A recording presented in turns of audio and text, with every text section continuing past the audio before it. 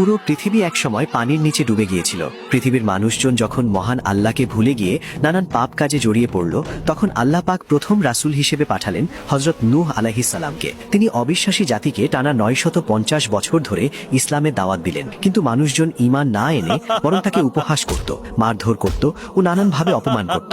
অবশেষে আল্লাহ পাক নূহ আলাইহিস সালামকে জানালেন এই জাতি হতে আর কেউ ঈমান আনবে না। আল্লাহ নূহ আলাইহিস সালামকে আদেশ দিলেন পাহাড়ের নিচে একটি বিশাল নৌকা বানাতে।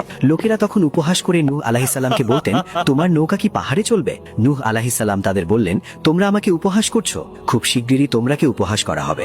একদিন মহান আল্লাহর প্রতিশ্রুত সময় এসে গেল। পৃথিবী ফেটে পানি বের হলো, আকাশ উন্মুক্ত হয়ে বৃষ্টি নামলো, বিশাল ঢেউ সকল নাস্তিকদেরকে গ্রাস করতে শুরু করলো।